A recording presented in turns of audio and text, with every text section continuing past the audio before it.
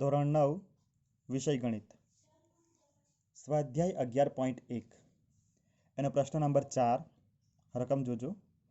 નીચે આપેલ ખૂણાઓ રચો અને રચનાના મુદ્દા લખો તથા કોણ માપક વડે માપીને ચકાસો.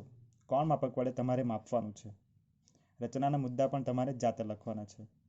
મેં તમને રચનાના મુદ્દા કઈ રીતે લખવાના એ સમજાવેલું છે.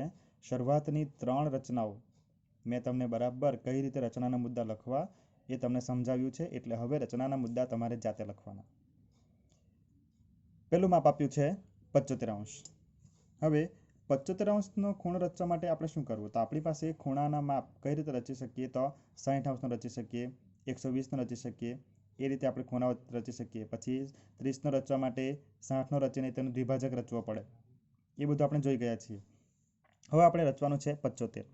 75°નો ખૂણો રચવા માટે આપણે સૌપ્રથમ આ રીતે તમે એક બીને કેન્દ્ર તરીકે લઈને અનુકૂળ ત્રિજ્યા વડે એક આ ચાપ દોરી દો. અહીંથી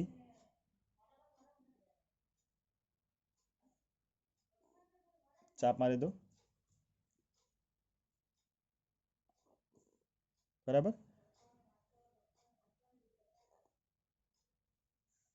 આમ ત્યારબાદ એટલે આ થવાનો 90°નો થવાનો. આ 90°નો ખૂણો સૌપ્રથમ તમારે અહીં રચવો પડે. એટલે આ 90°નો ખૂણો થયો. આપણે જોઈએ છે 75. આ અહીંયાથી આ 60 પસાર થશે. આમ સીધો જાય તે 60 જાય. આટલેથી આ જવાનો આમ આમ તમે દોરો તો એ 60 થવાનો. બરાબર છે. આમ તમે દોરો તો આ 120 થવાનો. તો 60 અને 120ની વચ્ચે આ 90 થવાના.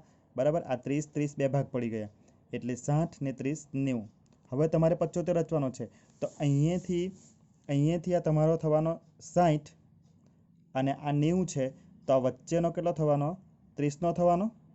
તો બીજા જરૂર 60ની બીજા જરૂર 75 કરવા માટે 15ની જરૂર. તો આ જે 30 છે એ 30ના બે ભાગ પાડી નાખીએ આપણે.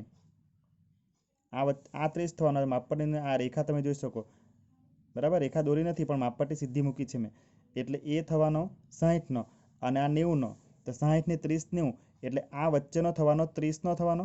તો એ 30ના બે ભાગ પાડી નાખીએ આપણે. બરાબર. 30ના બે ભાગ પાડવા માટે આ 60નો ચાપ છે અને 60 માટેનું છેદ બિંદુ છે. તો અહીંયાથી અને 90 માટેનું છેદ બિંદુ આ બે જગ્યાએથી હું ચાપ મારું એક અહીંયાથી એક ચાપ માર્યું 90 પાસેથી અને આ ચાપ માર્યું 60 પાસેથી. એટલે થયું આ. અહીંયા તમને એક છેદ બિંદુ મળ્યું. આ એને નામ આપી દો સી.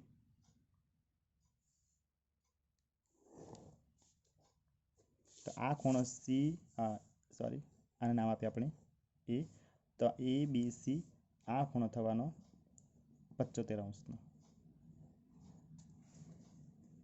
આગળ બીજું માપ આપ્યું છે 105°.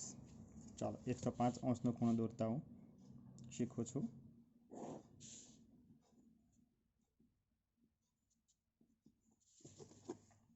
ચાલો 105° રચવા માટે શું કરવું? તો કોણ માપક વડે અનુકૂળ માપની ત્રિજ્યા લેવાની. આ ચાપ મારી દીધું. એક જ વાર ફેરવવાનો. અહીંયા છેદ બિંદુ મળે છે. ત્યાંથી આ 60 આ થવાના 120. બરાબર છે. 105 રચવાનું છે એટલે આ થવાનું 90 120 અને આ થશે આ 90. બરાબર છે. આપણને જરૂર 105ની છે એટલે આ 120 થવાનું. ચાલો આપણે ડોટેડ લાઈન અહીંયા પણ દોરી દઈએ. આ થવાનો 120 અને આ થવાનો 90. તો આ કેટલો થવાનો? 30 થવાનો. કારણ આ 90 છે અહીંયા ને 120. 90 ને 30 120. તો 30ના બે ભાગ પડી નાખીએ એટલે 15 થઈ જાય. તો 90 ને 15 105 થઈ જવાના. એટલે આના બે ભાગ કરી નાખીએ આપણે. તો અહીંયાથી આ ચાપ મારો, આ બાજુથી 90 પાસેથી ચાપ મારી દઉં આ રીતે, અને આ અહીંયા છેદ બિંદુ મળવાનું નામ આપી દઉં એ.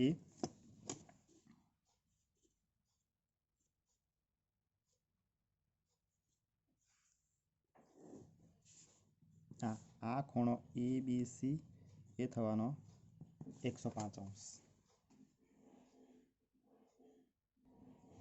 આગળ 135 અંશનો ખૂણો રચવાનો છે, તો એ માટે જરા અલગ કરવું પડશે પહેલાં કરતાં. અહીંયાથી હું લઈ લઉં કિરણ BC. 135 એટલે તમારે આખો 180 સુધી તમારે જવું પડશે, એટલે આખો ચાપ તમારે મારવો પડશે. અહીંયાથી શરૂ કરી દીધો.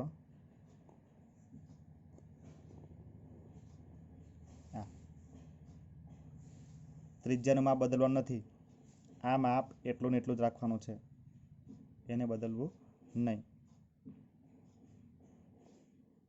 1 2 તમે જોશો તો અહીંયાથી અહીંયા મૂકશો ને એટલે પૂરું થઈ જશે. આટલે આવી જ જશે. જો 180 પૂરા થઈ ગયા એટલે. ચાલો હવે આપણે 135 રચવાનો છે. તો 135 રચવા માટે શું કરીએ, તો આ 60 થયા એટલે એમ સીધો 60 જશે.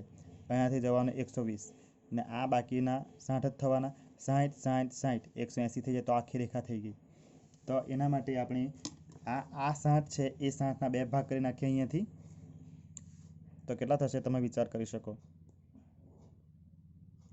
પરિકરનો પોઈન્ટ ક્યાં મૂકેલો છે એ બરાબર તમારે જોવાનું. જો છેદતું નથી તો જરા આને ફરીથી આગળ લંબાવી દો, એટલે આ થશે અહીંયા. આ તમારું થવાનું એ અહીંયા 120 ને બીજા આ 60ના બે ભાગ કરે એટલે 30, એટલે 120 ને 30 150, એટલે આ થવાના તમારા આ 150 થવાના. આપણને જરૂર 135ની, તો 20 અને આ 30 થયા 150. તો 30ના બે ભાગ કરી નાખીએ 15 થશે. તો 20 ને 15 35 થવાના, એટલે 135 થઈ જશે. એટલે એક ચાપ 150 પાસેથી મારીએ, એક ચાપ 120 પાસેથી મારીએ, એટલે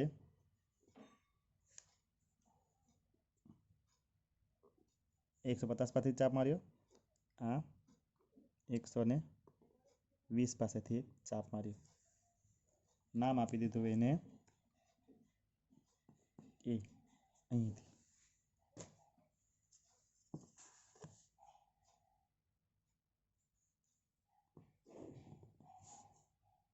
એટલે આ ખૂણો ABC, આ ખૂણો એ થવાનો 135 અંશ.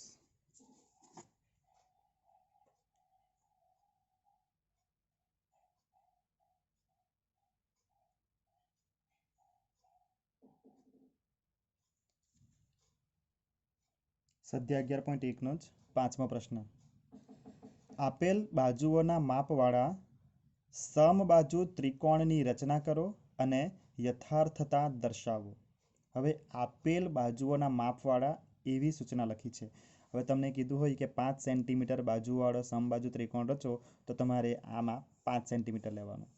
6 કીધું હોય તો 6 લેવાનું, કંઈ ન કીધું હોય તો આશરે લઈ લેવાનું. ચાલો, અહીં મેં કંઈ કીધું નથી એટલે BCનું માપ લીધું છે. હવે BC જેટલા જ માપવાળો મારે બધી બીજી બાજુ હોય એવો ત્રિકોણ રચવાનો છે. તો એ હું કેવી રીતે રચી શકું, તો એના માટે આવો સમબાજુ ત્રિકોણ રચવાનો છે. એટલે આવો એક ત્રિકોણ રચવાનો છે જેમાં ABC તો આપી દીધું છે. તો AB બરાબર BC, AB BC અને AC બરાબર AC, ત્રણ બાજુના માપ સરખા થાય એવો ત્રિકોણ રચવાનો. તો મારે શું કરવું પડે, અહીંયા આ BC જેટલું માપ લેવું પડે. બરાબર ધ્યાનથી જોજો. પરિકર વડે એક્ઝેક્ટ કેટલું માપ લીધું, BC જેટલું માપ લીધું.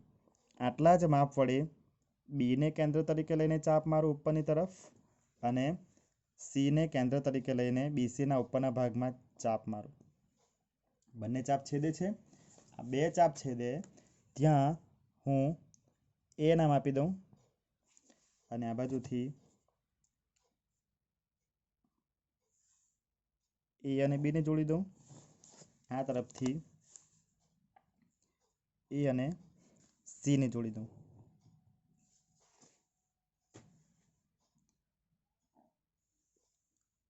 હવે તમે માપી શકો બાજુ. બીસીનું માપ તમે લેજો, ચોક્કસ 6 સેન્ટીમીટર લેજો, અને બીસી જેટલું માપ લઈને તમે આ રીતે ઉપર બે ચાપ મારજો, બી અને સીને કેન્દ્ર તરીકે લઈને. તો એ બી, બીસી અને એસી ત્રણે સરખા થઈ જશે. માપી જજો માપપટ્ટીથી તમે. હવે અહીં યથાર્થતા દર્શાવવાનું કીધું છે કે એ બી, બીસી અને એસી સરખા થાય એવી યથાર્થતા બતાવવાનું. કેવી રીતે? એની યથાર્થતા શું થશે? એની યથાર્થતા એ જ થવાની કે બીસી બરાબર એ બી, કારણ કે બીસી જેટલી ત્રિજ્યાવાળું ચાપ આપણે માર્યું છે, એટલે યથાર્થતા લખીએ આપણે. બીસી બરાબર એ બી, કારણ કે બીસી જેટલી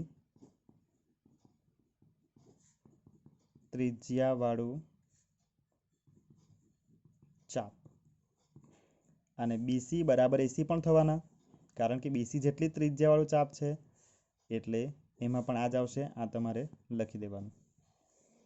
તો બીસી બરાબર એ બી અને બીસી બરાબર પણ શું છે? એસી છે. એટલે માટે ત્રિકોણ એબીસી એ સમબાજુ ત્રિકોણ છે. ચાલો, રચનાના મુદ્દા લખવા હોય તો શું લખી શકો તમે? વિચાર કરો, જાતે લખવાનું છે. રચનાના મુદ્દા શું આવે? સૂચન લખી દઉં છું. રચનાના મુદ્દા એ તમારે જાતે લખવાના છે, બરાબર? મુદ્દા પાડીને લખજો. શું લખી શકાય? તો રેખાખંડ બીસી આપેલો છે, પછી બીસી જેટલી ત્રિજ્યા લઈ બી અને સીને વારાફરતી કેન્દ્ર લઈ રેખાખંડ બીસીના ઉપરના ભાગમાં એક એક ચાપ દોરો. બંને ચાપ છેદે ત્યાં એ નામ આપો. રેખાખંડ એ બી દોરો, રેખાખંડ એસી દોરો. ત્રિકોણ એબીસી એ માંગેલ ત્રિકોણ છે. નહીં સમજ પડે તો ફરીથી ધ્યાનથી સાંભળજો, 2-3 વાર સાંભળજો, અને પછી રચનાના મુદ્દા લખજો. અહીં 11મા ચેપ્ટરમાં સિલેબસમાં જેટલી રચનાઓ લીધેલી છે એ રચનાઓ પૂરી થાય છે, એટલે આપણું અત્યારે આ ચેપ્ટર 11 પણ પૂરું થાય છે.